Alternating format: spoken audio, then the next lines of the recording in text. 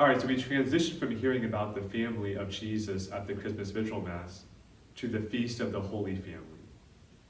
And at the center of the Holy Family is, of course, Jesus himself.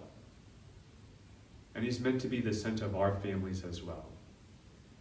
And the best way for him to be the center of our families is through the Eucharist. Now, there are many names we give the Eucharist, but there are three in particular that are also lived out by the Holy Family. The first name we give the Eucharist that's lived out by the Holy Family is the name sacrifice. In the upcoming Sunday's Gospel, we hear about how Mary and Joseph have to make a great sacrifice to flee to Egypt in the middle of the night to escape the persecutions of King Herod, who is seeking to kill every male child under the age of 2. The second name we give the Eucharist that's lived out by the Holy Family is real presence. When Mary and Joseph flee to Egypt, they don't know people there, they don't have a home to live in, they don't have a job to work. But even though they can provide very little for the Christ child, what they give him is the best gift of all, which is their presence, because they can be truly and really present to him, just as God is always present to them and to us.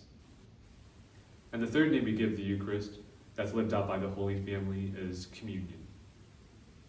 When the angel comes to St. Joseph in a dream and says, "Rise, take the child and his mother and flee to Egypt," and then Joseph tells Mary the news, Mary doesn't question it by saying, "Well, why did the angel come and tell me?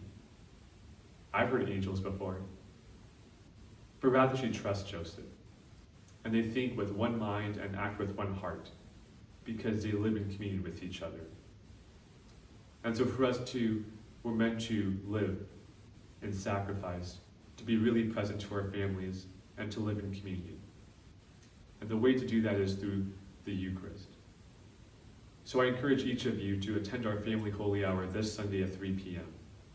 so we can pray as a family in adoration with our children.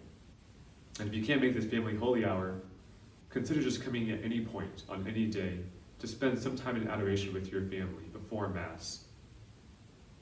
Because when we start to do that, we're going to learn to put Christ at the center of our lives. And then we can learn to pray as a family by thanking God for the blessings of our family, interceding for our different family members, and learn to forgive those in our family who have hurt us. Because the family that prays together stays together. And when we do that, then we will heal as a family, we will love as a family, and we will be a holy family.